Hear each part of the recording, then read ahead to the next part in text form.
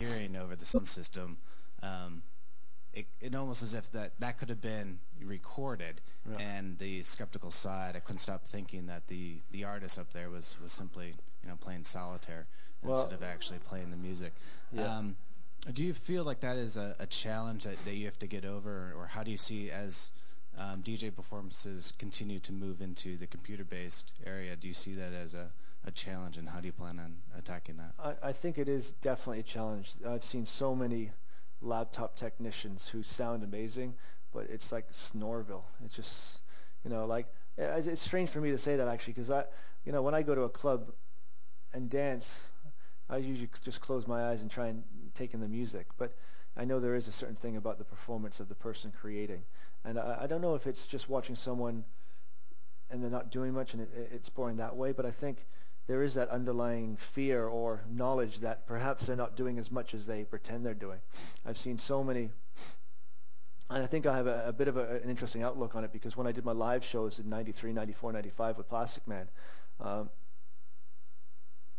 of the reasons I stopped doing them in a way and went to Dex FX 909 was that I was carrying all that equipment. The reason I was to give myself the potential of interacting with the crowd when I did a live show. So there was loops playing, there was pre-planning, but the sequencing, the structure, the arrangement could really change from night to night.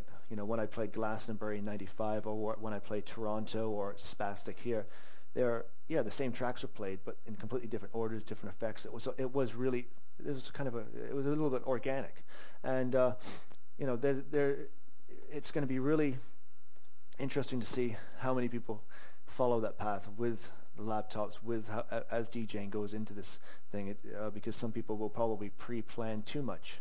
I think that's the problem with computer technology. You can pre-plan, you can perfect, and you can isolate and just sit there forever, and everything does become too perfect. And I think what we were just talking about with the parties, I think it's going to go beyond just playing music. I really see I see myself now and definitely in the future really trying to take the parties that we do here on the road throughout the world, because it is more than just the music and more than just a party. It's an experience. And perhaps I won't be playing records, and perhaps I'll be behind 2 or 3 laptops, but I'll be controlling lights and the intensity of different objects, the sound, the level of the sound, but all as fluidly as possible and as spontaneous as possible. Because again, if I want to create something which is memorable and something unique, I can't just play the same sequence every night, even though I could do this exact same sequence, the exact same show at Control, and then take it to London, England, and do the same records in the same order. No one's going to really know.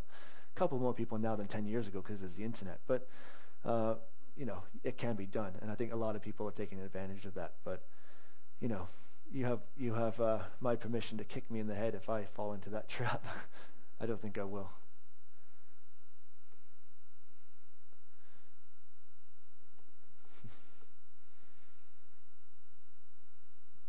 Hello. You mentioned something about taking advantage of DJs. There's like this mainstream DJ that's respinning music that you mentioned and is collecting a large amount of money. What are you talking about, Paul Oakenfold? Well, I didn't say that. I think I just got picked something radio signals up. I see like this large division happening between people who are interested in new music and creating, and some of the various names that you probably know. How do you think that's affecting all of us? As long as we don't get jaded about it, then I don't think it really affects us. I know some other producers and DJs kind of in similar to myself, my peers, who get really upset when they hear people are coming in who've only been doing it for 5 years or are playing more commercial and getting all this money, and they just go in, they play the same records, they're not really mixing. But it's not what I do. It's not what we're all here for, I don't think. That's not what we're involved in. So, this music is going to get for more popular. It will further reach the masses, and as it does that, we'll be slowly moving. Well, hopefully not slowly. At an ever increasing speed, moving along, hopefully innovating and doing different things. That's what's. There's nearly like a self-destruction mechanism built into what we're doing, because every time, if you want to make something popular, and you want to take it to a commercial level, you need to kind of like take it, define it, explain it, and then give it to everyone so they can take it for mass consumption. But every time you do that to electronic music, by the time you take it to the people, we're over here. So as long as we don't mind, some people are going to take that, give it to the mass population to make a hell of a lot of money on it, then so be it. I hope that I always thought like other artists, like even like Moby or Paul Oakenfold, Sasha, Digweed, all these people. Not saying anything bad about them. Chemical Brothers. These are all people who are related and have come up through what I do, what Derek does, all these people. But they're bringing a lot of new people into this, and I hope that some of those people will filter down through to people like myself and Carl Craig. And if they find us, some people are going to really like what we do, some people aren't. And some people are going to say, what we do is commercial, and they're going to go down further and then find people like, whatever, Basic Channel and Pole, and then go down even further and find the kid in the basement twiddling knobs and playing with the Max MSP and making really crazy stuff, because my stuff is a little bit experimental, but not compared to other people. I'm commercial. So it's all in the perspective, right?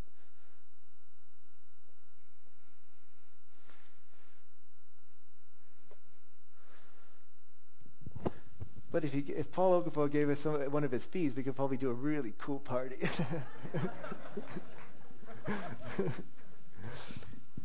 Yeah, I was, this is weird.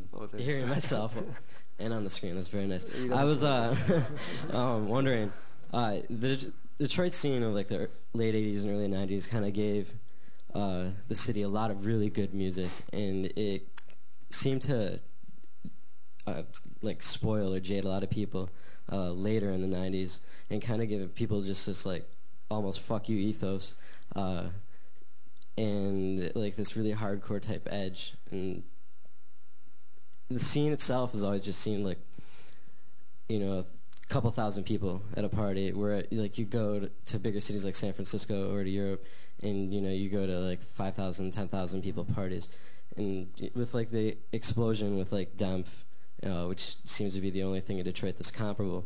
Do you see anything like that happening in Detroit as far as the size, or do you see just people just wanting to do their own thing? Or?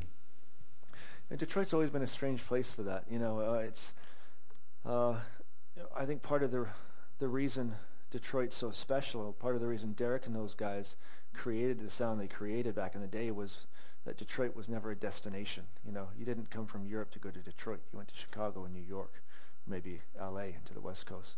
And it's just a bit off the beaten track. So that enabled a whole generation of DJs and producers to be inspired by things that were going on outside of here, but at the end of the day just kind of lock themselves away and change and really innovate and do something different. And I think because of that special value here, in some ways, people are much more interested in doing these new ideas and moving forward and trying new techniques, and nearly it alienates a group of people that could possibly take this to the next level here.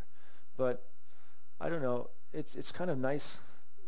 Maybe it's selfish for me to say, because I go all these other places and see these parties at 5, 10, 15, 20,000 people.